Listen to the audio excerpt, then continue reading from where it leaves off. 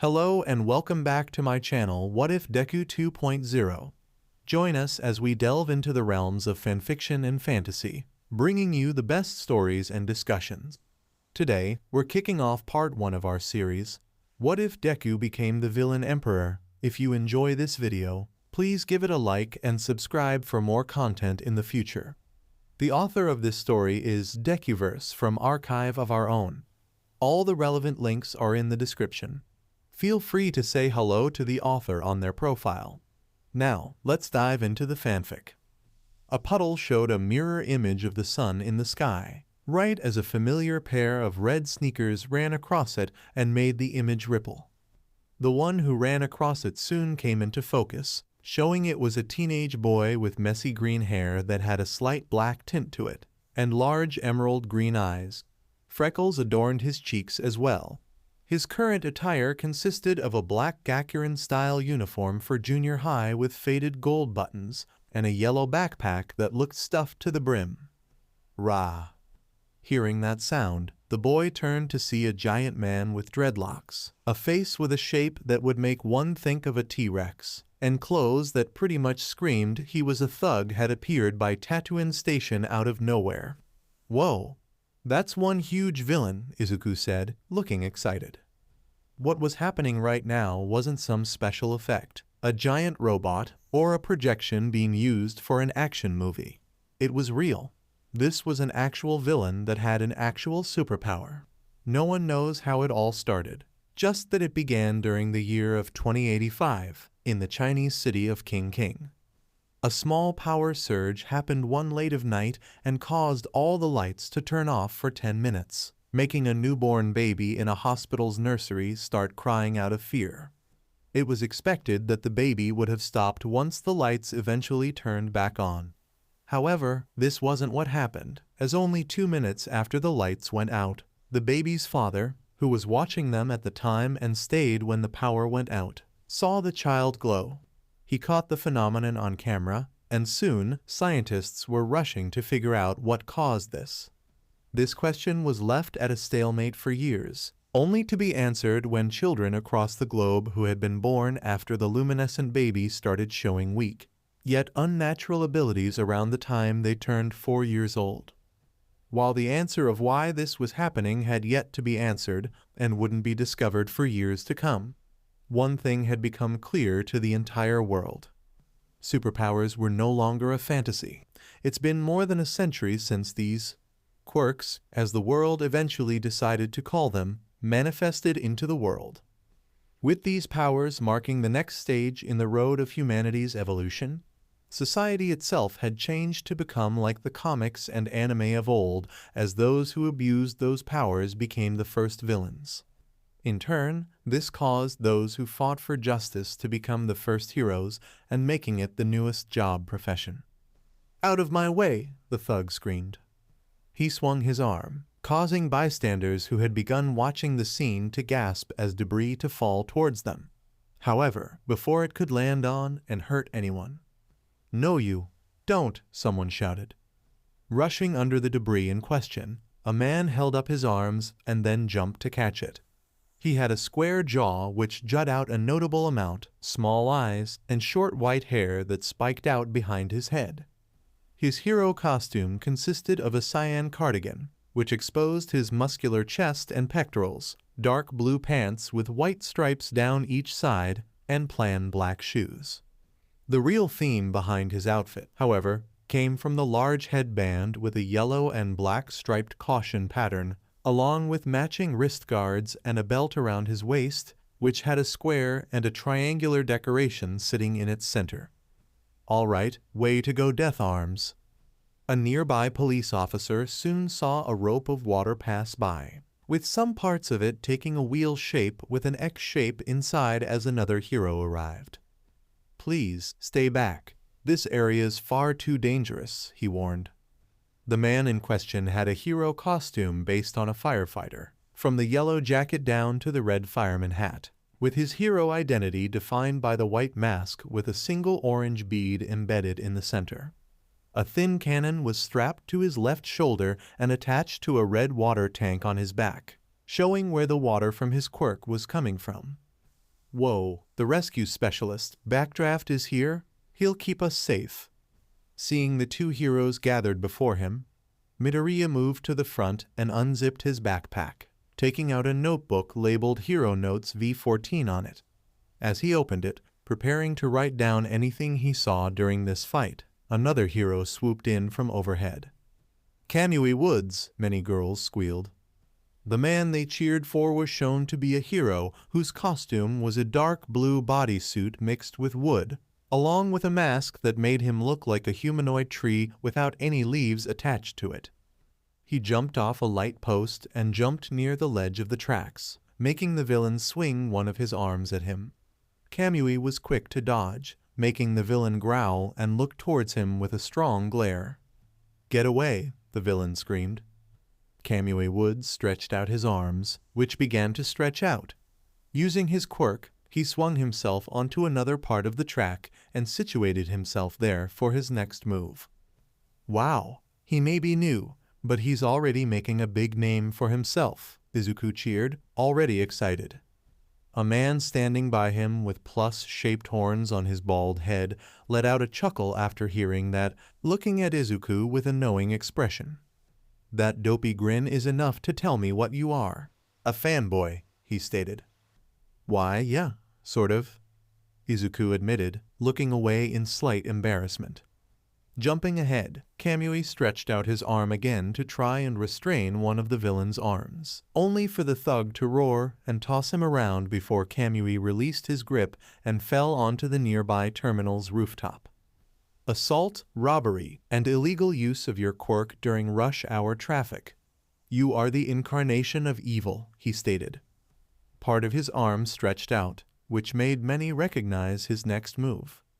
"Here comes his special move," Izuku exclaimed, pointing towards him.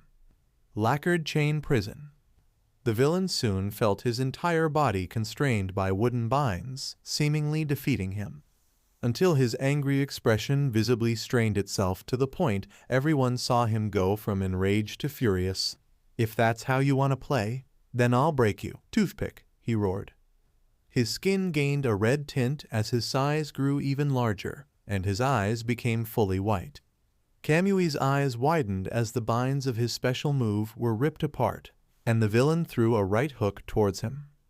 Canyon Cannon, only for something noticeably, but not that much larger, to kick him in the face, knocking the thug off the track as his size regressed. Midoriya and the man next to him, along with Death Arms and Backdraft, immediately turned to look at what Kamui Woods himself was now staring at. "You, he stuttered. Landing next to the villain, the giant object was revealed to be another hero, this one being a voluptuous young woman who had purple eyes with white pupils and long, creamy blonde hair that reached to her waist and two shorter strands that framed her face. Her costume, which easily showed off her curves and beauty, was a purple and pale tan-colored skin-tight bodysuit, which is accented with orange stripes. It was paired with purple gloves and boots that both cut off in a deep V-shape by her elbows and thighs respectively. The suit's top also had 3 peculiar orange diamond-shaped dots under her chest, and a purple domino mask with protrusions shaped like ox horns on the sides. "Money shot, money shot, money shot." Izuku turned as he heard multiple men with cameras repeated that while taking photos of the heroine, making him move away slightly. "And that is how a new hero should make their debut," the heroine stated. She soon turned to the male crowd that was still taking pictures of her. "Hey there everyone, you can call me MT Lady, the world's next hottest hero." The newly revealed MT Lady greeted, winking at the end. More men began taking pictures. You, Kamui Woods continued. The police soon apprehended the villain, all while MT Lady stood beside him and waved to the crowd. This all happened while Midoriya flipped through his notebook, showing a page for Kamui Woods as he opened to a blank section and began sketching MT Lady onto it, soon followed by information. In no time at all, details on her quirk, her fighting style from what he saw, her strengths and possible weaknesses had all added to its pages while he mumbled to himself. Her gigantification may or may not have a set limit. While she would be good for fighting larger villains or preventing the collapse of large structures such as buildings, she could easily cause damage if she isn't careful when she grows larger or depending on how she navigates. Perhaps she'll see more work outside of cities, Izuku continued mumbling. Taking notes over there, fanboy. It sounds like you want to be a hero too. The same man noticed. Izuku paused and then looked at him with a smile. Yeah, more than anything, he stated with confidence. At least, that's what it looked like on the outside, but on the inside, he was feeling anything but confident. Following the villain attack, Izuku finally made it to his school, Aldera Junior High, where class soon began. Currently, his teacher was making a small announcement. So, as second-year students, it's not time you start seriously thinking about your futures and what you want to do with your lives yet, but better start early. I could pass out some career aptitude tests, he began. He soon snatched them off his desk with an angry look. However, it soon turned into a smile as he turned around and threw them behind him. But why bother? After all, most of you kids are going for the hero track, he announced. In response, everyone began to cheer and then showcase their quirks however they could. The sole exception being Izuku and one other. Yes, all of you have some amazing quirks. Though you know there's no power usage allowed in school, so get a hold of yourselves, their teacher reminded them. At that moment, the student who didn't use their quirk, who had spiky blonde hair and small red eyes, finally spoke. Hey, teach, don't lump me in with the rest of these extras. I'm the real deal. The rest of these clowns will be lucky to end up as sidekicks to some busted D-lister. That is, if they even get onto the hero track at all, he stated, with both his confident expression and mocking tone in plain sight. Those words made almost all of his classmates look at him with anger. You think you're better than us, Katsuki? A male student screamed. I don't think I know, Bakugo stated, giving a goofy smile to stab his knife of mockery even further into them. His teacher sighed. That attitude of yours aside, you do have impressive test results, so your chances of attending UA are high, he revealed, if only to make everyone shut up. Everyone stared at their teacher in shock, the exception being Midoriya. No way. He's going for one of the 4 great hero schools of Japan? A male student questioned. And the one that everyone claims is the best no less, a female student added in, equally shaken. They only have a 0.2% acceptance rate, another male student said. Bakugo soon broke into a smirk as he jumped onto his desk and let out an explosion from his hands, looking at everyone like he was a king and they were peasants. Which is exactly why it's the only place worthy of me, he stated, pointing one of his smoking hands at himself. He pointed at the students to his left. I aced the mock test, and my quirk has more uses than anyone else at the crappy excuse of a school, he declared. Then he pointed at the students to his right. However, I won't just get accepted there, Bakugo continued, his confidence growing larger. He then pointed at himself with a toothy grin and a focused gaze. I'll become the one who surpasses All Might himself as the #1 hero. The only thing standing in my way of that goal is my last year here and graduating from there. Then taking the hero scene by storm, Bakugo announced, still grinning. Realizing that what he said only made things worse, the teacher decided to take a gamble by saying something else, hoping it wouldn't go as badly as he expected it to. Oh yeah, Midoriya wants to attend you as well, he revealed. Bakugo froze as Izuku flinched, as his classmates slowly turned to look at him. The teacher was about to say more, trying to stop the fire he set off, but before he could, it had already burned. Laugh. Aside from Bakugo, who was still standing in place, frozen by the words he just heard, his entire class began to laugh at Izuku. Most of them were only doing so because they thought what their teacher said was funny. However, some of them took it a step further. "Oh, that was a good one, teach," a male student laughed. As if a quirkless loser like him could ever enter the hero course at any school, much less UA. Another male student stated in a mocking tone, one whose quirk allowed him to extend his fingers up to half of his overall body height. Hearing those words, Izuku lowered his head slightly. Unfortunately, even after a century since quirks had first appeared, 5% of the population was still without one. Most who qualified under this were older people from earlier generations when the rates for being quirkless weren't as low as now. However, for Izuku's generation, the chances of being born without a quirk were as difficult as getting into UA and by the research available. In 5 short years, it would become completely impossible for anyone to be born without a quirk. "Deku!" The boy screamed and fell off his chair as Bakugo turned towards him and let off his quirk.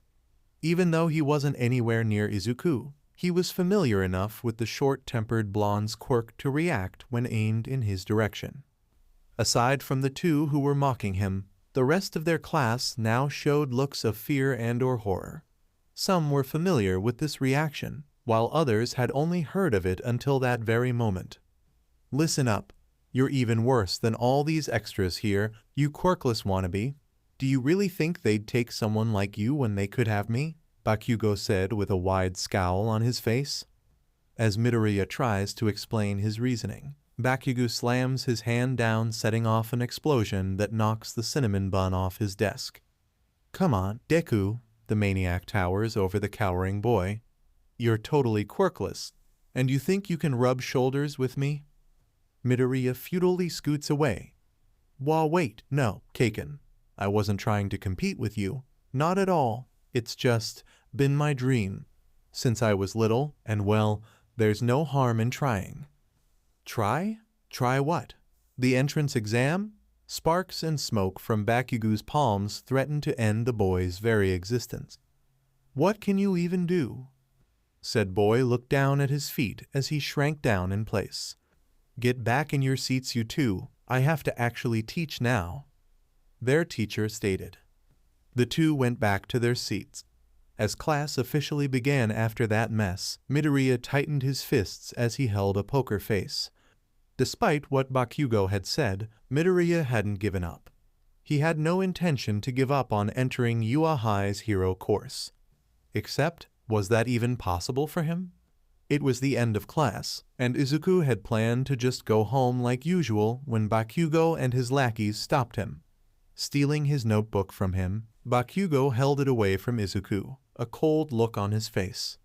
"I don't know what you're doing, Deku, but we're not done," he said, waving the notebook in Izuku's face mockingly. One of his lackeys looked at the notebook before asking, "What you got there?"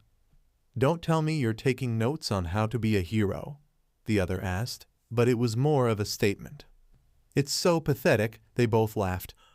"He's delusional," they continued to chortle. "Yeah, real funny, guys. Just give it back."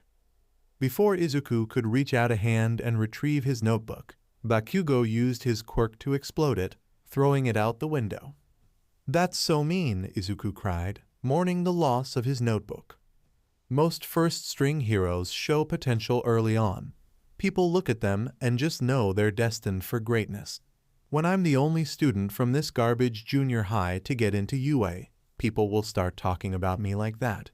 They'll realize I'm legit. The next big thing, that's not ego talking, I just know I'm good. Bakugo explained like it was fact rather than his big head talking. Apparently, his lackey agreed as a sing-song. Ego escaped his mouth. Then Bakugo smiled. Izuku didn't like that smile. It was a smile promising pain and punishment if Izuku didn't do as he said. "Here's a little word of advice, nerd. Don't even think of applying. Or else." Bakugo placed a hand on Izuku's shoulder, and he could feel the explosions burning into his Gakuren. The smoke made him a little dizzy, but he was used to it now, with all the bullying over the years. As if he'd just finished imparting an order, Bakugo stalked out of the classroom, lackeys in tow. "That's just sad. I thought you had at least some fight in you. Lackey no, one said as he walked out behind Bakugo. He finally gets it. He'll never be a hero. Better to find out now instead of later, I guess. Lackey no, two added as they kept walking, throwing a glance back at Izuku. There was no pity there, just cold detachment as they agreed with Bakugo's words. The bully himself stopped just as they reached the door. You know, if you really want to be a hero that badly, there might be another way. He turned around and Izuku could feel hope spark in his heart. Was Bakugo being nice? Did he realize what he said was wrong? The answer was no, and Izuku could feel burning anger in his chest as what Bakugo said next registered with him. Just pray that you'll be born with a quirk in your next life, and take a swan dive off the roof of a building. Izuku was furious at the bully's words and his fingers twitched as he adjusted his shirt after how they'd been damaged by Bakugo. Bakugo really was irredeemable. Izuku knew that people like Bakugo didn't deserve to be heroes, but what could he really do? He was a quirkless second-year middle schooler with no one to support him. While Bakugo was a talented boy with a powerful quirk, a boy whose chances to get into UA were so great that the school as a whole would side with him.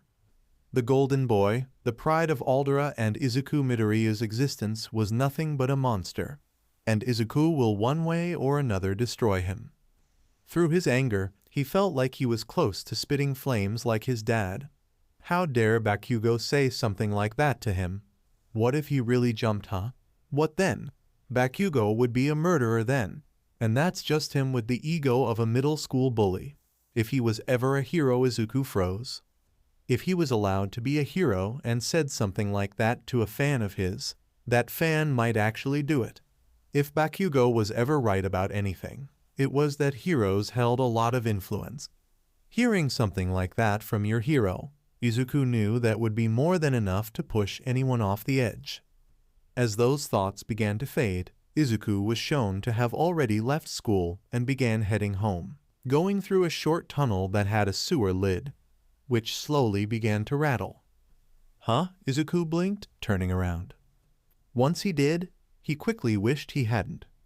Rising from the gap between the lid and the surface, the sludge villain from earlier slowly reformed, making Izuku's eyes widen and his face pale. The villain's eyes opened up as he saw the young boy before him. A villain, Izuku said as he began to panic, feeling his legs shaking. Yes, you'll make the perfect skin suit for me to hide in, the villain smirked. Izuku screamed before he started running. The villain reacted only seconds later, moving 3 times as fast and capturing him in seconds before forcing some of his slime down his mouth. Izuku's notebook fell out of his hands and clattered onto the ground as the villain began to cackle. Oh, don't worry, kid. I'm just going to take over your body. It'll be easier for both of us if you stop struggling, since you won't feel anything soon enough, the villain stated. I can't breathe, and I can't. Pull him off, Izuku thought, trying to claw off the villain in vain. Since the villain's body was made of a flexible sludge, it was like trying to grab a fluid. There was nothing he could do to escape on his own. Worse was even if he could pull him off. Izuku was already feeling himself getting weaker. Thank you, kid. You're a real hero to me. Now I'll be able to get out of the city before he tracks me down, the sludge villain said, his eyes squinting in selfish joy. As he began to lose his remaining strength, Izuku teared up. This can't be the end. Someone, please, help me, he begged. The sewer lid shot up, making the sludge villain pause, then slowly turn around before his eyes widened in horror. No, he already found me, he panicked. You don't need to worry anymore. The man who had been chasing him was crouched down from having just left the sewer, covering him in the tunnel's shadow, but then he stomped onto the ground and was slowly revealed by the light peeking through as he stood up straight. An incredibly large man with an equally muscular and well-defined physique that easily resembled the typical Western comic book superheroes of old age. His hair was short and blonde in color, and swept backwards with two distinct tufts that stick up above his head, leaning slightly to each side like a giant V on his forehead, while his face had a bright smile and blue eyes that were unseen due to being shadowed by his strong expression. Right now, he wasn't in his hero attire, wearing nothing more than a white shirt, green khakis, and plain brown shoes while holding the same bag of groceries from earlier, though none of it reduced the awe he emitted. "Because I am here," All Might exclaimed. The sludge villain panicked and swung his arm like a sideways whip at the number one hero, only for All Might to duck under it and then dash towards him. The villain then tried again with his free arm. All Might stopped himself with his left foot at that moment before pivoting himself on his right, then threw back his right arm, Texas, which he immediately shot forward, creating wind pressure around the incoming punch.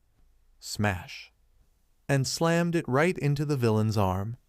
The sludge villain's eyes widened at the overwhelming power, which continued until it struck his own body and started to send his sludge flying. "I can't. Hold. Together," he grunted as panic surged through him. He let out a powerful scream as his body fully broke apart, which freed Midoriya as he slowly began to fall towards the ground. For a brief moment, his blurred vision looked at All Might's heroic form, with his mind struggling to register the sight. Is that?" he mumbled. Right as he finished saying these words, Midoriya began to black out, only for the sensation of something lightly hitting his cheek wake him. Right as he finished saying these words, Izuku began to black out, only for the sensation of something lightly hitting his cheek wake him. "Hey, wake up! Hey," All Might asked. Finally, Izuku had regained complete consciousness and looked towards All Might's giant form. "Thought we lost you there," he casually greeted. The boy's eyes went completely white from the shock of seeing All Might, his idol, standing right before him. In the flesh, for a moment, he thought he might be dreaming, but the lingering pain in his throat acted as the wake-up pinch he would have otherwise given himself. All Might," he screamed, backing up a little. "Looks like you're moving around all right," All Might stated, relieved he rescued the boy without lasting injuries or worse. He let out a playful chuckle. "Sorry about back there. I didn't mean to get you caught up in my justicing. Usually, I pay more attention to keeping bystanders safe, but it turns out this city's sewer system is pretty difficult to navigate," he apologized. He then let out a playful laugh, all while Izuku just stared with his pupils having turned into small spirals. "Anyways, you were a big help, thank you," All Might thanked him. He then held up a pair of cola bottles now containing the villain's slime, and presumably the bit that was what remained of his main body, which he had gathered while Izuku was still unconscious. "The evildoer has been captured," he continued. "The most amazing hero in the entire world, All Might, is standing right before me." In the flesh, Izuku thought, feeling his mind racing 1,000 miles per second. As he watched All Might, who was still in his pose, the hero's shiny white teeth flashed. He looked so much cooler in person. His mind screamed loudly enough to wake the dead. Izuku started looking for his notebook. "I have to get an autograph. Please, don't leave just yet. Let me just find my notebook and grab a pencil," he begged. All Might held out his notebook to him. "Oh, thank you," Izuku thanked him. He let out a scream as his eyes saw the next blank section he opened to, where All Might's autograph was already present. He even drew a picture his eyes and eyebrows next to it for added flair. "You already signed it," Izuku exclaimed happily, his eyes shining as brightly as his smile. Izuku immediately began bowing multiple times in a row, doing so at speed so fast that it was a miracle that he didn't hurt himself from it. "Thank you so much. This will be an heirloom, a family treasure passed down for generations to come," he stated, ignoring how stupid he looked. All Might simply gave him a thumbs up in response. "Welp! I've got to get this guy to the police so they can take care of him, so stay out of trouble," he stated, holding up a hand as his wave goodbye. Izuku gasped, realizing the chance he was about to lose. The chance to ask his idol. Hold on, just a second. I have a question I'd like to ask. He put his hand on All Might's shoulder at that moment, who then jumped right into the air, then screamed as he was forced to grab All Might's leg before he was slingshot across the sky. All Might soon felt the unexpected weight and saw the boy holding onto his leg. Hey, what do you think you're doing? I love my fans, but this too much. Let go, All Might shouted in shock. I can't. We're flying right now, so if I let go, I'll fall to the ground and die, Izuku replied, his eyelids and mouth flapping in the wind. All Might paused as he realized that, "Oh, right, that's a good point," he said, slightly embarrassed. The green-haired kid managed to hold back his screams, then made his next reply. I didn't mean for this to happen. I wanted to ask you a question and tried putting my hand on your shoulder to ask you to wait, but then you jumped, he apologized. Relax, it's fine. This mistake is on me. Now please, close your eyes and mouth until we land, All Might replied, feeling the liquids of both splashing onto him. Midoriya gave a slight nod, then closed both. All right, now to find All Might thought. He soon felt an uncomfortable and unfortunately familiar sensation in his throat. Cough. He brought his hand to his throat, right before coughed out a bit of blood onto it. Shit, All Might thought worriedly. Their flight ended as All Might finally landed on a building rooftop with a door leading inside. Once Izuku finally felt the lack of wind hitting him, he let go of All Might's leg and showed his face, which now looked like it had all the life sucked out of it. My whole life just flashed before my eyes, he mumbled while trembling. And that there is why heroes always keep the civilians who watch them fight villains in a safety area. Even though we may be heroes, we're just as capable of hurting people if we aren't careful with our quirks, All Might warned. Izuku, who was still regaining his bearings, lifted up his left hand and made an O with say he understood. You said that you had a question, right? I'll let you ask it, but make it quick, All Might continued. Hearing that, the timid boy snapped out of it and then hit his chest to regain some of the air his lungs lost from all the screaming he did during the first part of the flight. All right, what I want to ask you is, he began. The words had trouble coming out, as he remembered some of the things that had been said to him by others. Sometimes, I feel like a failure. That deep down, part of me accepts that there's no hope for me, he thought. He tightened his fists. But even so, I can't give up. Not until I know for sure. That's why I have to ask him, he continued, trying to encourage the words to come out. If you have nothing to say, then I have to go now, All Might said, turning around. Is it possible to become a hero if I don't have a quirk? Izuku asked with a loud shout. At that moment, All Might, who had been ready to leave, froze in place as those words echoed through his ears, almost like they hit close to home. Little did either of them realize what those words would lead to, and not anything good. Izuku had just asked the No Degree one his question. Silence followed for a few seconds, and then Izuku decided to continue speaking, with tears in his eyes as he did. I'm just a normal kid among a world of people with powers, and who are special because of them, but since I first saw you, I've wanted nothing more than to become a hero. Maybe part of me trying to reject the reality that I can't be one, and maybe it's stupid that I still believe there's a chance, but I need to know, he said, lowering his head. Sniffling a little, he looked up again, his eyes briefly shining from his tears. Could I ever hope to be someone like you? Midoriya asked, almost begging. All Might then looked at Izuku again, but just as he was about to respond, whoosh!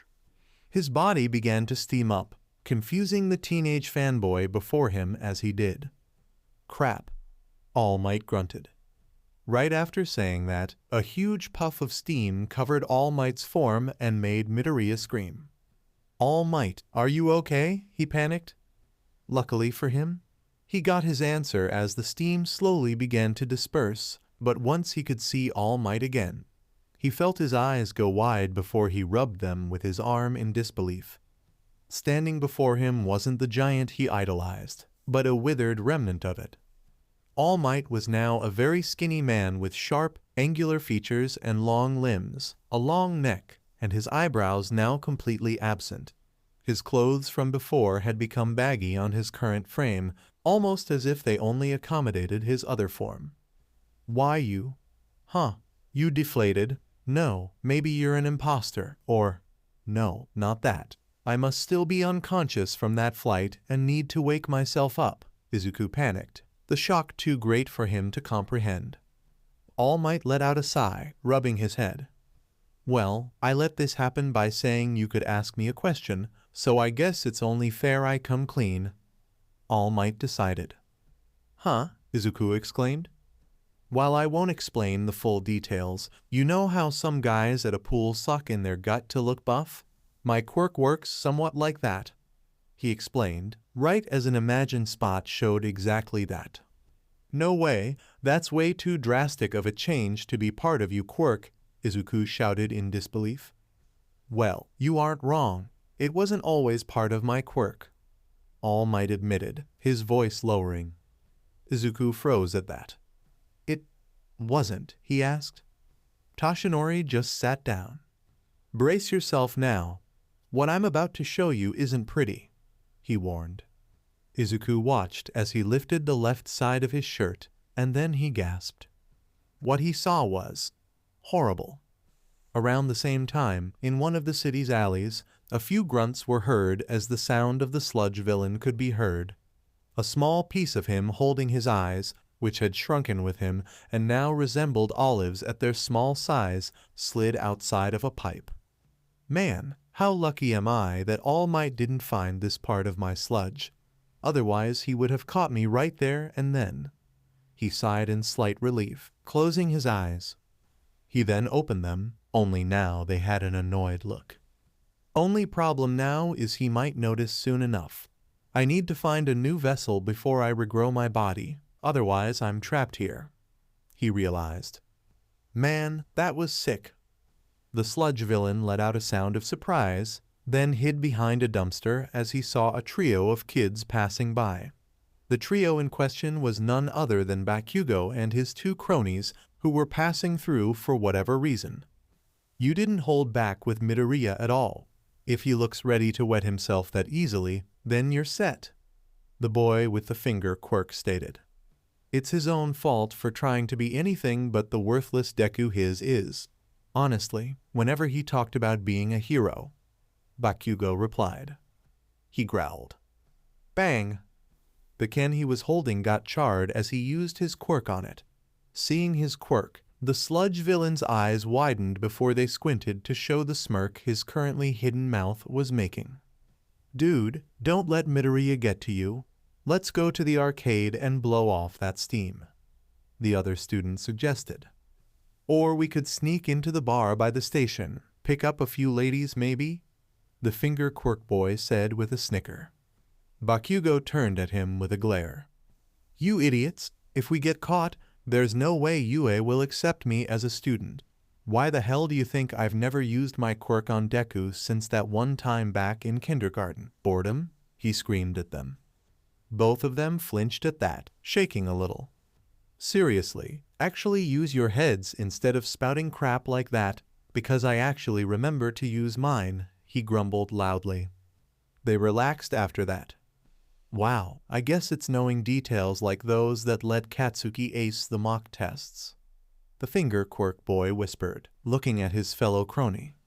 That must be the reason Midoriya's former desire to be a hero set him off so badly, the other boy whispered back, gulping after he did. Right at that moment, the sludge villain began to cackle, catching the trio off guard. Hey, who's there? Bakugo warned, holding up his hand as it let off a few warning sparks. They got their answer when the sludge villain's regenerated slime body rose up, opening its mouth over Bakugo, who had no time to react as it chomped down on him. Boom, bang, bam. His two cronies screamed as the entire alley area caught on fire and caught the attention of many, while others began to scream and panic from the explosions. Izuku was still staring in horror at the sight that All Might, or Toshinori in his current form, had revealed to him. Then again, who could blame how he reacted? All Might, the seemingly invincible hero, had a nasty scar. Pretty gross, isn't it? I got this wound in a fight 5 years ago, and it didn't stop at just the skin. My respiratory system was destroyed, and I lost my whole stomach, so it's a miracle that I'm even alive right now. Worse is that all the surgeries have worn me out, and there's no way to fix it. The form you saw before is me using my quirk to recall my old strength, but only for so long, Toshinori explained. He then closed his eyes. As of now, I can only do hero work for 3 hours, he revealed. You can only be active for that long? No way, Izuku breathed. Right after saying that, he realized something. Wait, just who was it that gave you such an injury? Going by the color, it looks like it came from toxic chainsaw, but then you would have a cut across your torso. That looks more like someone stabbed right through you, he asked as he analyzed the wound. The injury had a circular shape, with Toshinori's skin looking shriveled and stained with red spots, with a clear area that looked like someone had stabbed right through him. Impressive, you clearly know your stuff, though you wouldn't be able to figure out who did this to me. After I was injured, both the head of the police force and the highest level of the HPSC did whatever they could to hide this fight from the world. After all, I'm supposed to be the unbreakable symbol of peace, so if anyone learned about this, it would cause a panic, despite the one who injured me is no longer of this world. Toshinori replied. Izuku froze at those words. A villain that was so powerful that All Might was forced to take his life, instead of taking him in? Just what kind of monster were they? He asked himself. The thought made him shiver in fear, and slight awe at the idea of someone as strong as All Might. For some reason he was curious. He lowered his head, looking at his feet slightly, not knowing what to say to the man. Some condolences for his condition. Some encouragement? Maybe an apology. Even though you're telling me all of this, it just doesn't seem real. You're the hero who saves everyone and defeats all obstacles with a smile on his face. Izuku said so quietly, he was almost muttering. That smile of mine, it's all just an illusion, Toshinori admitted. Izuku looked at him in shock after hearing that. I smile because people need to think that I'm never afraid, but there's a lot of fear behind that smile, especially as reality is sinking in. The reality that I made a mistake in holding up society on my own, he explained. Mistake? What do you? Izuku questioned. Kid, with how you judged my wound, I think you're smart enough to understand the comparison I'm about to make. Imagine hero society is a building, and I'm the sole pillar that's holding it up. Even if that one pillar is enough, what would happen once that one pillar starts to crack, and then eventually breaks? Toshinori asked. It took a moment, but after Toshinori said that, the horror had already appeared on Midoriya's face. Regardless of it was because he died or retired from heroics, because of the gap between him and Endeavor. It wouldn't be long before villains notice and crime rates surge like they did in the era of chaos, just like how All Might is what brought it to an end, he realized as his eyes shook. Toshinori then coughed, breaking Izuku out of his stupor. Anyways, putting that aside, I haven't actually gotten to answering your question yet, he said, realizing how off track he had let things get. But in all honesty, he wasn't looking forward for this conversation. Oh, all right, Izuku replied, straightening himself up while Toshinori sighed. Sorry, kid, said Toshinori with a frown as he looked away. Izuku's lively eyes that were once filled with hope went pale at the words that almost mirrored his doctor 8 years ago. What? Asked Izuku in shock. I know it's a hard pill to swallow, but I can't let a kid lose his life in an attempt to pursue my path, he said, as his hair formed a shadow over his blue eyes, masking his guilt. Izuku felt his reality in itself shatter to pieces as he looked at the man he idolized for all his life, or the true self of the man who was everything but what he thought. A liar and hypocrite. "You liar," mumbled Izuku quietly. "Huh?" All Might asked, confused. "You liar," Izuku cried to the top of his lungs, as he knelt down to the floor, crying. It was then that an explosion caught both their attention and they looked at the source. Toshinori quickly ran off to the source. Fires raged across the alleyway that Bakugo and his cronies were last in, with the reformed sludge villain laughing as he held Bakugo's body in his clutches, somehow being able to activate the boy's quirk while flailing his slimy body around. Both of Bakugo's cronies were surrounded by flames, unable to move without the risk of being engulfed by their blaze. "Yes, I hit the quirk jackpot with this kid. With his power, I have the means to take down All Might." The villain laughed manically. He released more explosions as some heroes finally arrived. It was Death Arms alongside a baseball-themed hero and another wearing a white suit, yellow cape, and a helmet shaped like a bird's beak. The three all stared as they saw Bakugo trapped inside of the villain's disgusting form.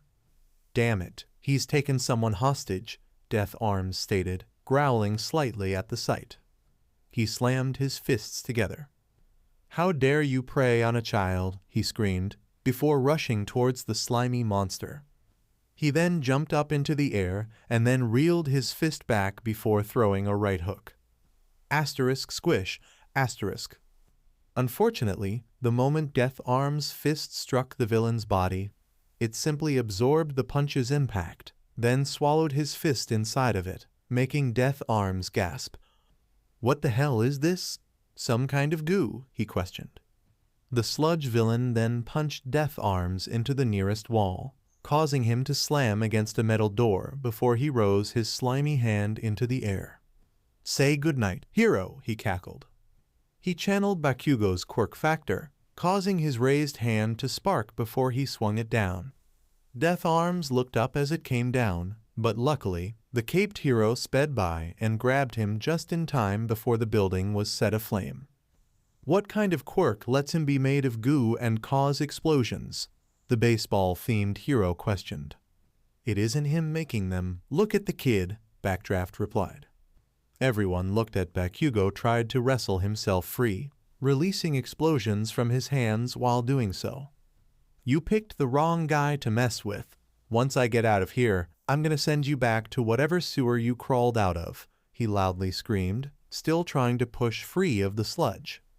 The sludge villain let out a laugh, as the explosions did nothing more than tickle him. "Keep trying, kid, it's cute. I could use the performance before I choke you," he laughed. The slime on his body shifted and grabbed Bakugo again, this time pulling some of his mouth area over Bakugo's to cut off his air supply as he released more explosions from his slimy hands.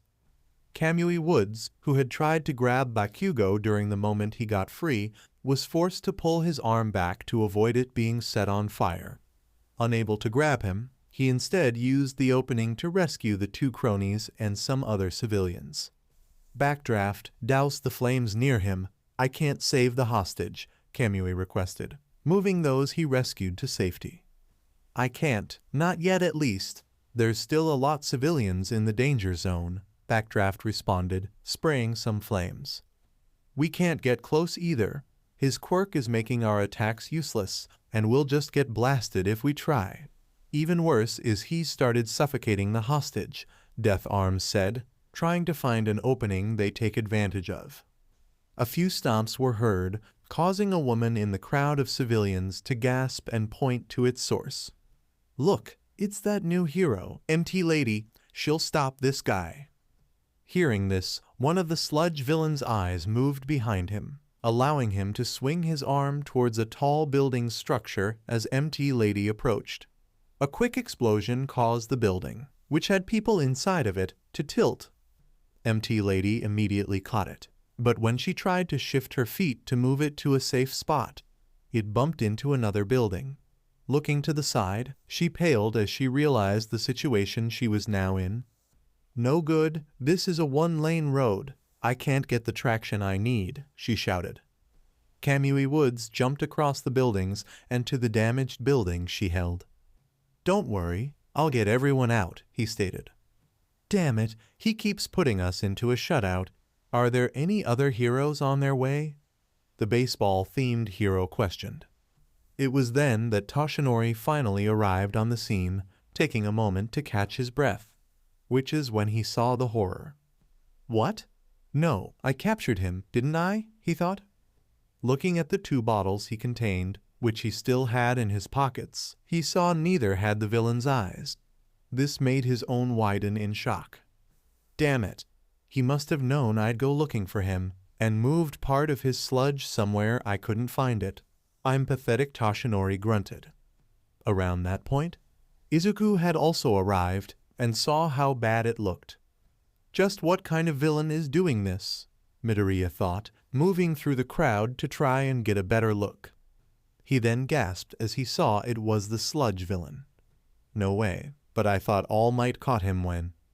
Izuku then paused, recalling his sludge was held in not 1, but 2 bottles. It didn't take long for him to theorize how he was here now. Part of his sludge must have gotten away, allowing him to hide escape. What else could go wrong? Izuku thought, feeling himself panic. This is bad. None of the heroes are able to do anything. Izuku regretted saying that once he heard that civilians reply, unaware it that wasn't even the worst of it. Can you blame them though?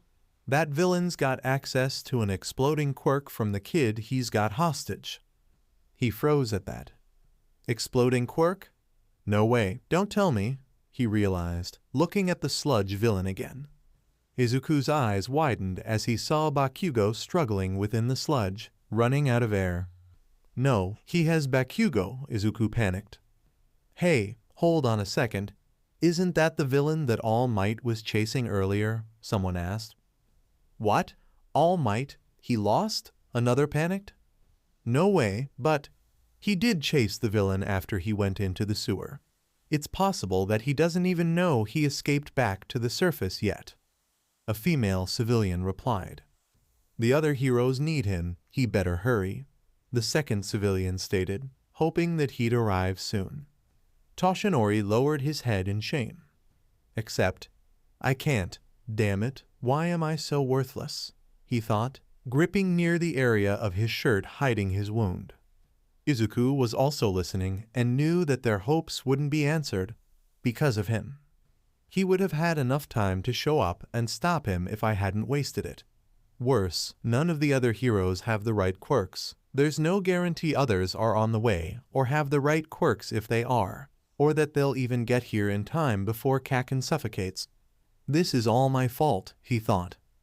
As the sludge villain kept laughing, Bakugo's eyes started to roll up. Izuku realized what that meant and felt himself shaking at the sight.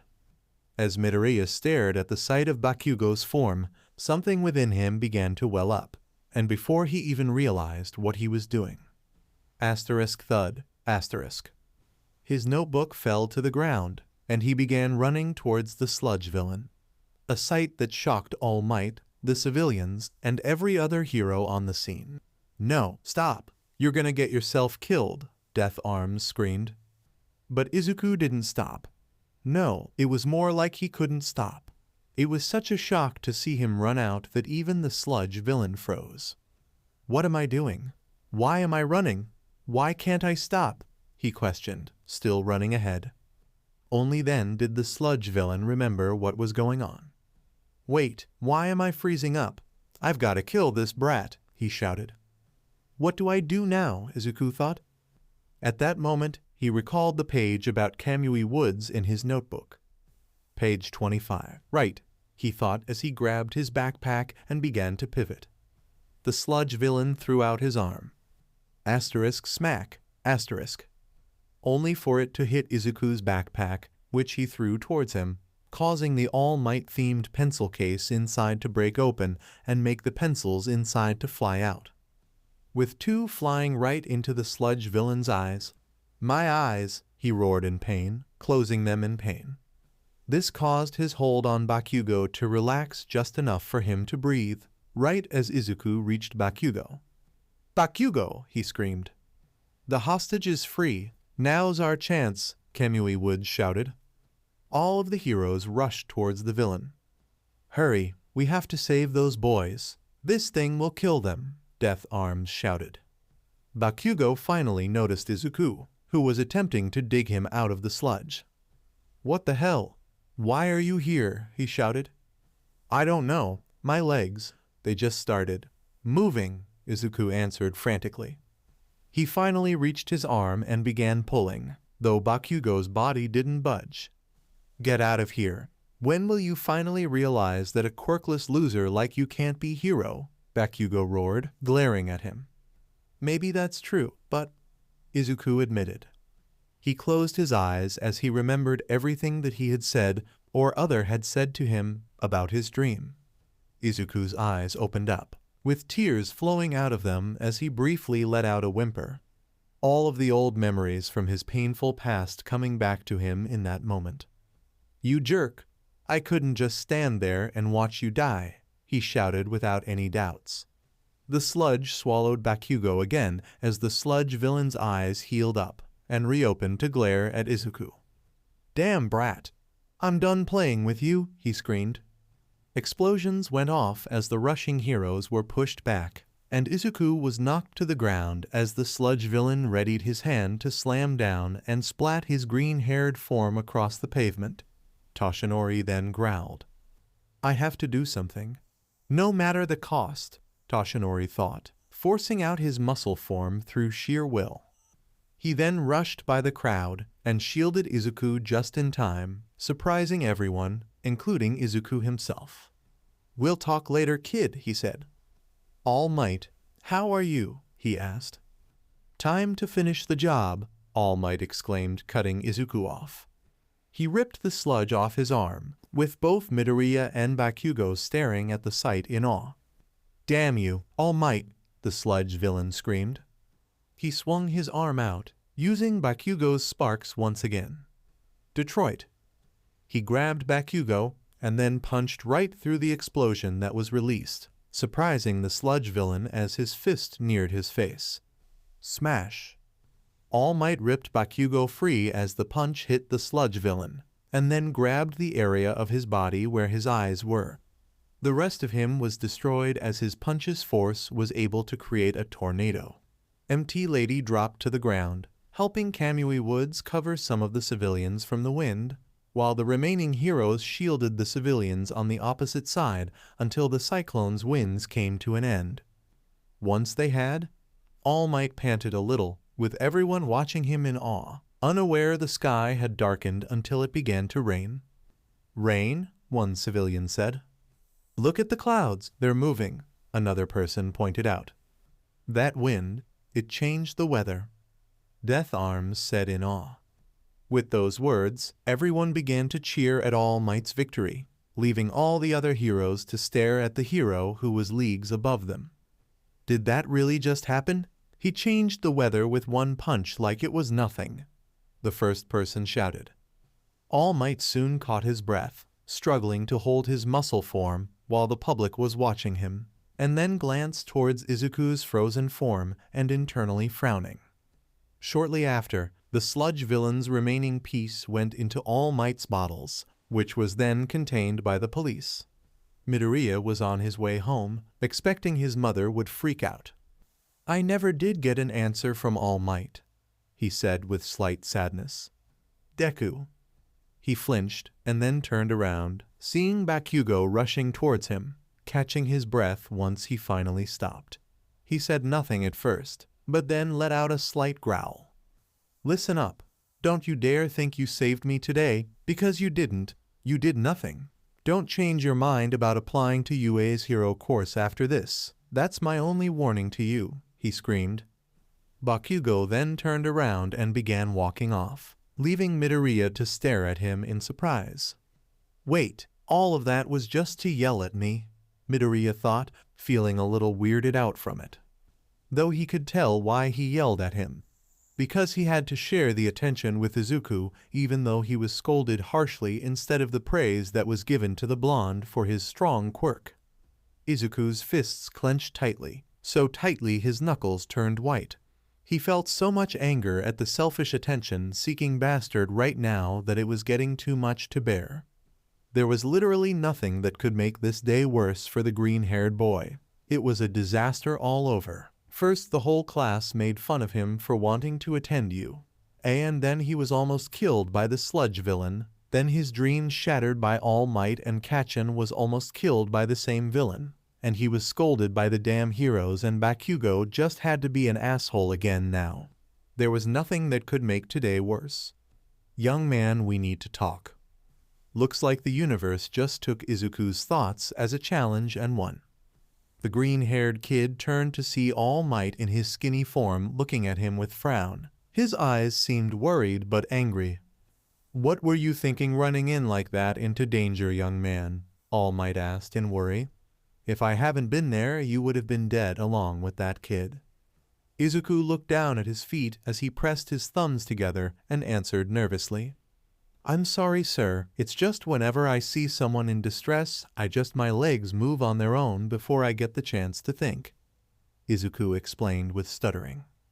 All Might let out a sigh as he looked at Izuku with nostalgia and sadness, his face looking like he was torn between sadness and pity. Look, young man, I told you, it's almost impossible to be a hero without a quirk. All Might said sadly as he glanced to the side, unable to look the boy in the eyes. I'm sorry. Izuku fell to his knees as he clutched at his chest tightly as All Might said the same words his mother gave him as a child. You better give up. Despite your sheer courage and selflessness, it's still too dangerous. All Might looked at Izuku with shame. Without a quirk, you can't be a hero. All Might finished his statement as he turned with guilt and walked away. What he didn't know was that he just stared what most would consider the start of the end of this age and everything related to it. I'm sorry. Izuku fell to his knees as he clutched at his chest tightly as All Might said the same words his mother gave him as a child. You better give up.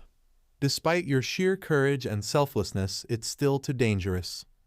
All Might looked at Izuku with immeasurable shame. Without a quirk, you can't be a hero. All Might finished his statement as he turned with guilt and walked away. It's all right to dream, but you have to be realistic. There are other jobs you could go for. The barely hero left with a look of absolute guilt, like he did something that will eat at his consciousness forever. Which will, but in the way he thought. As the blonde hero left, Izuku was still on his knees crying, dwelling in his sadness, misery, and despair, tears flowing from his eyes like rivers as he sobbed desperately. Sorry, kid, you better give up. The doctor's words echoed in his head. You better give up, Deku, Bakugo laughed in cruelty. I'm sorry, Izuku, his mother cried out as she sobbed. It's impossible. Without a quirk, you can't be a hero. All Might said. Izuku stood up as he wiped his eyes from all the tears. He won't give up so easily. No, you shouldn't be disheartened this easily, Izuku Midoriya, Izuku declared with determination. Like All Might said, even if you can't be a hero, you still have many other jobs to aim for, so don't give up. Izuku dusted off his clothes as he started walking to his home. Even if his dream is over, that doesn't mean that life is as well.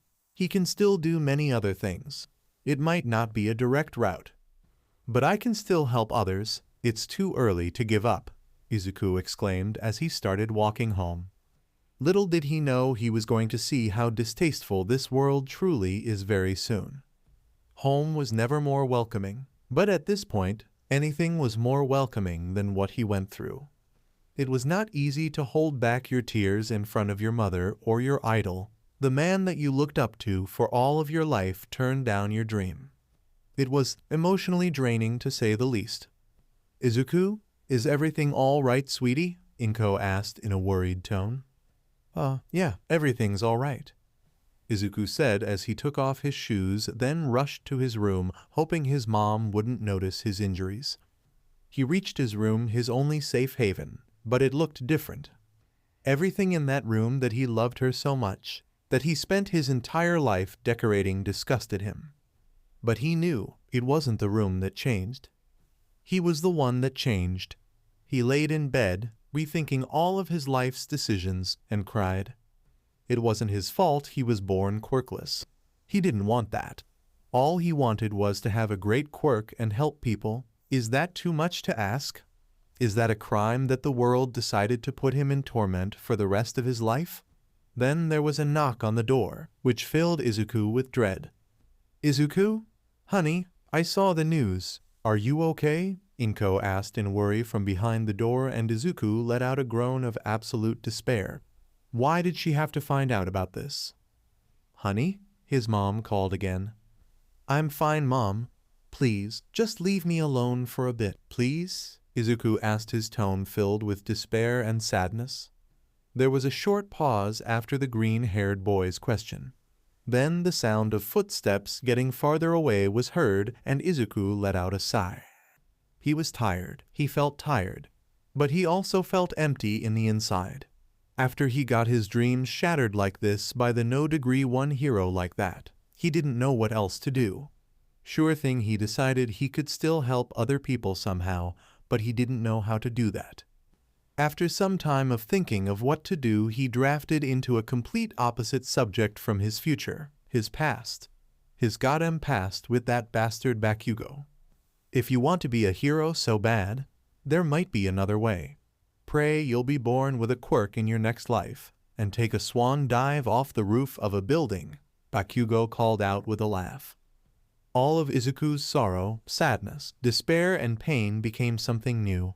Hatred to the bastard who hurt him, hatred to the teachers who did nothing, hatred to the people who would look at him in disgust the second they find out he was quirkless. Along with rage, pure unadulterated rage that was bubbling under his skin, threatening to explode outwards. Seriously, was that such a huge crime these days that he was treated like this for 10 years? He really wanted to get back at Bakugo, but he was realistic enough to know that this wouldn't happen in his wildest dreams. Bakugo was his polar opposite. Everything Izuku was not: strong, confident, popular, with a quirk. So how in the name of God could he get back at him? Izuku shook his head as he got up from his bed with a sad look. No need to waste his time on such things. It was pointless. But his feelings of rage and hatred were still boiling, waiting for anything to be unleashed on. But he didn't have that at the moment. Izuku, dinner is ready, Inko called out from the kitchen, and Izuku sighed as he got up and started walking to the dining room. Coming, Izuku said as he went to eat. I was thinking of visiting the Bakugos later this week. Would you like to come with me? Inko asked. Izuku froze mid-step as he was walking, then he yelled as he knelt down and slammed his left fist on the ground. Izuku, honey, are you okay? What's wrong? His mother asked, rushing to his side. She got to her knees beside him and embraced her son in a worried hug. When Izuku didn't respond, her worry only grew. Izuku, I saw what you did on the news. Are you okay? Did you get hurt? Baby, please answer me. She asked as she removed herself from the still non-responding Izuku, keeping a reassuring hand on his shoulder. Izuku started, remembering the last 24 hours. He slowly raised his right fist. Izuku? Inko asked nervously. Somewhere deep within Izuku's mind, a drop of liquid red rage dripped down into his soul. The ripples spread far and wide. Hate this life, Izuku roared, slamming his other fist into the floor, as his mother leapt back in shock. Her son had never shown such anger in his life. Izuku, what? She couldn't finish her sentence before Izuku yelled again. I hate Bakugo. Now Inko was even more shocked. She had never heard her son swear before. He's been torturing me for 10 years, ever since he learned I was quirkless. He what? Inko asked, looking at Izuku with her green eyes filled with confusion and worry. Izuku, why didn't you tell me? I thought he was my friend, Izuku answers. I thought that maybe if I treated him kindly, gave him time, that he'd stop it, and we could go back to being on good terms. I guess I realized that wasn't going to happen when school ended earlier today, and he told that if I wanted a quirk, I should jump off a roof and hope I get one in the next life. He let out a dark chuckle at that revelation while his mother just gasped in shock. I'll have talked to the Bakugus. But first, I have to calm down my son, Inko thought to herself. Izuku, it's okay. I'm here for you. You know that. I'll talk to the school teachers and... Oh, they know, Izuku interrupted. They know what he and the other students have been doing, and they don't do shit to stop it. If anything, they praise Bakugo. Say someone needs to show the quirkless kid his place in the world and all that crap. But you want to know the final touch. On the worst day of my life, I met All Might. Izuku growled. What? Inko's anger was replaced with confusion at this point. How is meeting All Might a bad thing? She asked her son. Izuku let out a low chuckle. Well, you'd think it was a good thing, wouldn't you? He saved me from the same villain that attacked Bakugo earlier when I was walking through an underpass on my way home. Then he signed my hero analysis book No 13, which, by the way, got burned before I left school. Guess who did it? Then I asked him the question I've been needing to ask him for years. Inko knew what that question was. And he said no. Said a quirkless person couldn't be a hero, and that I had to be realistic. Oh baby, tears were threatening to fall from Inko's eyes now. To hear that her son's dream had been shattered by the man he looked up to all his life. And after the incident in the shopping district, he caught me on my way back here. He scolded me and said that I could have gotten myself killed. And tears filled Izuku's eyes again as he slammed his fist into the floor again, and he started to cry. Why? Why was I so stupid? He fell into his mother's shoulder, using her long green hair to soak up his tears as she embraced him and rubbed his back soothingly. He didn't notice that his mother was weeping as well. Drip, drip, drip went their tears onto the floor. Drip, drip, drip went the fury into Izuku's soul. After a few minutes, the two stopped crying and Inko turned to look her son in the face. Listen to me, Izuku. You are not stupid, no matter what anyone says. If you can't be a hero, then be something else. Not being a pro doesn't mean you're not a hero. You've never said that before, Izuku interrupted. Inko stopped and looked at her son, who was staring at her with a blank face. I asked you if I could be a hero without a quirk. You just started crying and saying you were sorry, like I was diseased or something. Izuku stood up and stepped away from his mother, who was looking shocked at what her son was saying. You never believed in me, and now after 10 years you tell me this? You're just like them, just like All Might. Just leave me alone. Izuku turned and walked away towards his room. Inko got to her feet and tried to stop him. Izuku, please, No! Izuku spun round and glared at Inko with a look she had never seen her make in his life. The anger in Izuku wasn't dripping anymore, it was pouring like water from a sink. I don't want to talk to you. I don't want to look at you. Leave me alone. He turned and stormed up to his room.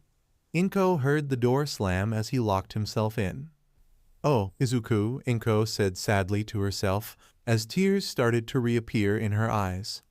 Izuku sat on the chair in his room, legs folded under his chin, trying to get his thoughts in order. He didn't know what was going on with him. He told his mother that he didn't want to talk to her and to leave him alone. What's wrong with me? He asked himself in his mind. Being in his room didn't seem to help. If anything, it just seemed to make the whirlwind of thoughts in his head worse. The All Might posters on the walls and hero collectibles that once showed his lifelong dream, his obsession, now seemed to mock him. They became a reminder of what he could never be, because of something he could never have, a quirk. Izuku sighed as grabbed a box and put all his collection in it so he could sell it later. No doubt it will get him a lot of money if he sold it to the right person. It was then that his mother entered the room with a sad face. Izuku, I'm so sorry, Inko said as she sat on the floor next to her son and held his right cheek. Don't cry. Being a hero isn't everything. You can do amazing things if you put your mind to it. You just need to try, Inko said with a smile. Izuku sighed and nodded his head. He was too tired, but he can try for something else. He won't give up. No way. Izuku trailed off in shock as he looked at his applications. All are rejected, Izuku said in disbelief. Why? I don't know. The school career guider said with a shake of his head. All those police schools, hero innovation engineering schools, and even technician schools rejected your application. I am as helpless as you are. The woman said, then looked at Izuku apologetically. I'm sorry, was all she could add. Izuku exited the woman's office after giving her a polite but dazed bow, then left for class. When Izuku arrived at school the next day, his classmates had already heard both about Kaken's invitation to jump off a roof and Izuku's idiotic run-in with the sludge villain, and they had apparently decided that the two must be related. Ever since then, his classmates has been as inviting as the blonde, which pissed him off even more. The loser, there are easier ways to kill yourself. He was just being an attention hog. Can you imagine wanting to die on live TV? Izuku shook his head. He was through the same thing always, so nothing new to him now. Or so he thought. Izuku had been wrong. Suicide baiting was different than what he'd been through before. A few days ago, he definitely suspected that most people would be happy if he died, but now he knew it. Was living even worth it anymore? Maybe it would be easier, but Izuku still couldn't be responsible for making his mom feel guilty. He frowned as he started to walk home. Being quirkless sucked. Izuku was so distracted by the conversation with the Kara guide lady that he didn't see one of Bakugo's lackeys stick out his foot to trip him until he was already falling. He hit the ground hard and the contents of his backpack scattered all over the hall. The other students simply pretended not to see as they trampled his notes, and Izuku felt his eyes start to water. Look, guys! Deku's clumsy and a crybaby. Izuku tried to blink back the tears as he scrambled over the floor, trying to pick up his papers before they were ripped beyond repair. There was a pair of teachers chatting a little further down the hall, but they didn't so much as glance at Izuku even when he cried out as one of the meaner students stepped on his fingers. Oh, sorry, Deku, I didn't see you there. The kid's smile gave away his insincerity. Not that Izuku had been expecting an actual apology anyway. He finished shoving everything back into his bag and stood to get to class, trying to avoid everyone's eyes as he wiped away the tears. He's such a useless weakling. Why does he even exist? Izuku kept his head down and did his best to ignore the whispers as he walked into the classroom and made his way to his seat. But the day kept getting worse and worse for Izuku. Look, guys, it's Deku. One of the kids at another table called out as Izuku walking into the cafeteria with his shoulders hunched. The students sitting at the nearest table looked ahead and grinned as they walked to him. What's up, Deku? The boy with extendable fingers asked. Still alive? A small group of their classmates had surrounded Izuku. The kids were grinning and laughing like the fingers had just made the funniest joke on earth. But Izuku himself was just staring silently at the ground. He had nothing to do with them. Screw them all. Why so quiet? Another extra, this one with boulders for hair, asked. Finally realized that no one cares what you have to say. Izuku internally growled at that. Seriously, breaking his fingers when he uses his quirk was ridiculously easy. It's much easier than when they are at normal size. Well, it was about time he did. No one cares for what a quirkless loser who wishes to be a hero has to say.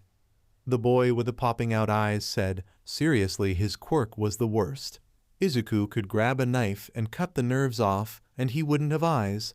Or maybe you'd like to gather attention before you try to get yourself killed again? The girl who could barely lift her phone with telekinesis said, God, she was as bad as eyeballs. He could just grab a knife and stab her. What good was her quirk? Aside from Bakugo, they weren't any better than him. Wait, they weren't better than him. So why? Why the hell did he have to suffer like this?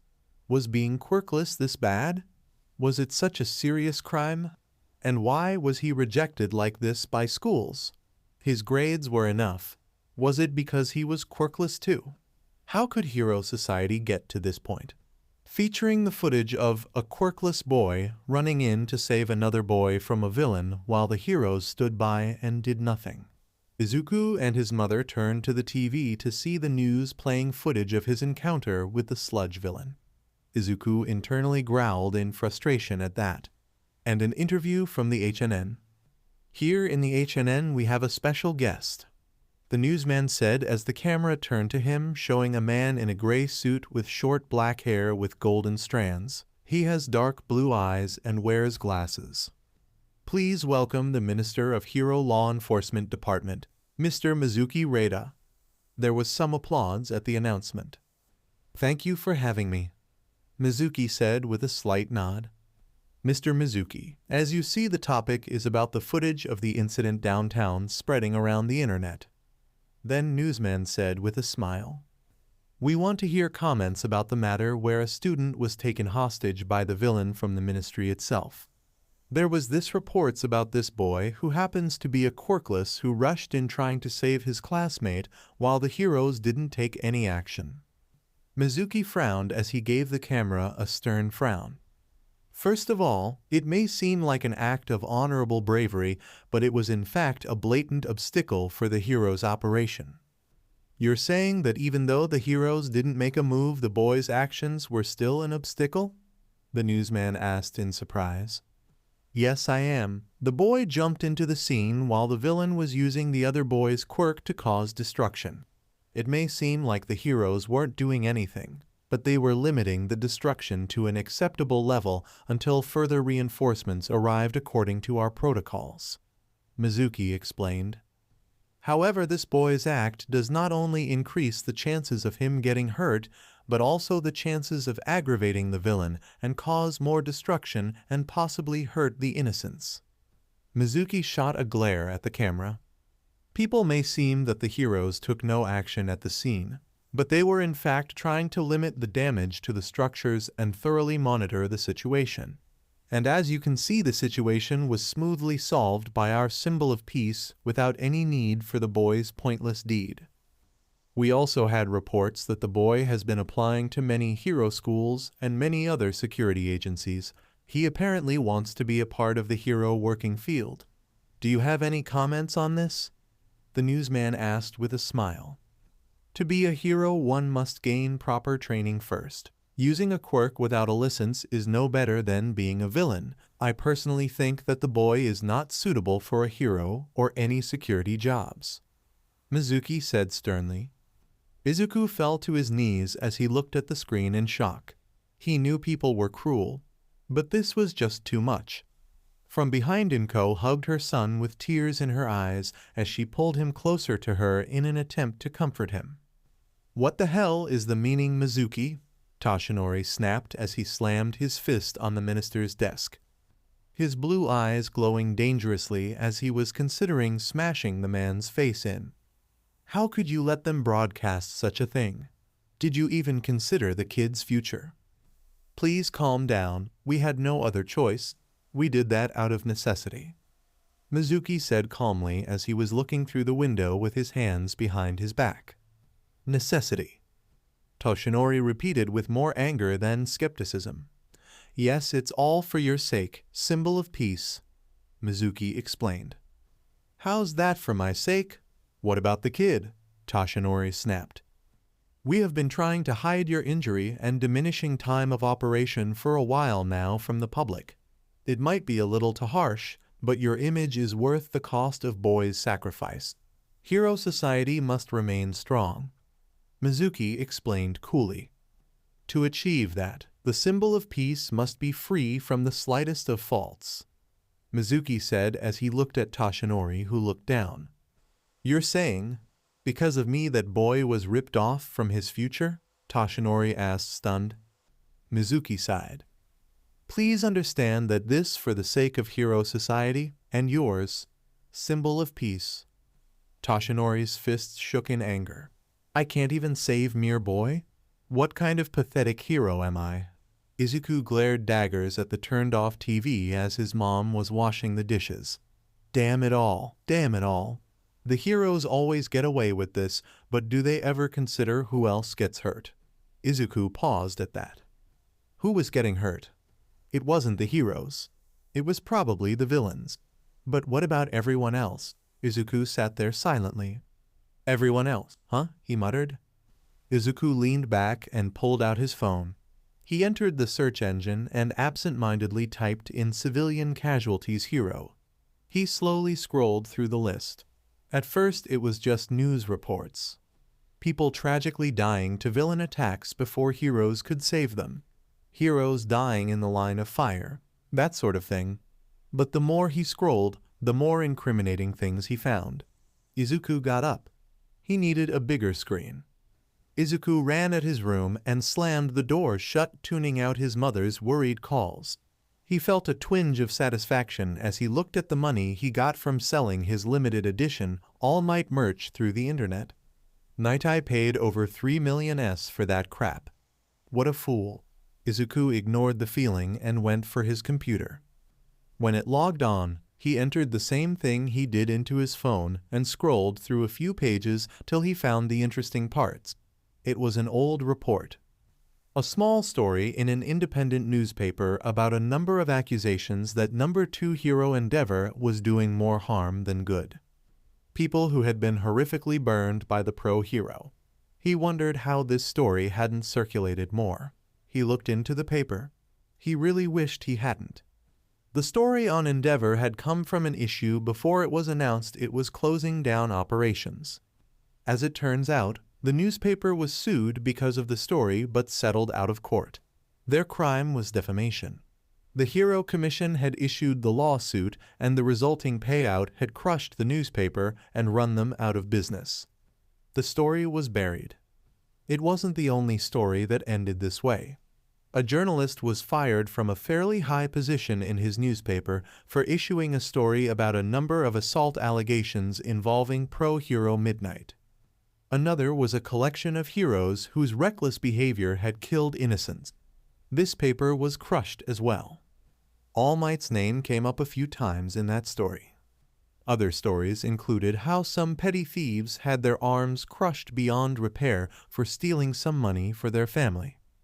Another involved the straight-up murder of a suspected villain in his own home, but because he was thought to be working for at the time wanted organization, Villain Factory, all charges were dropped. The sun long set before Izuku took a break. He looked at an image of All Might's that popped in his phone. "How many lies have you been involved in?" he muttered. The Hero Commission was corrupt beyond repair, rotten to the core. The people had been led to believe that the heroes were paragons of justice, but that couldn't be right. Not from all he had read. All the proof was in those articles. Images of people who were suffering not because of villains abusing their powers, but of heroes doing the very things they were supposed to be protecting others against.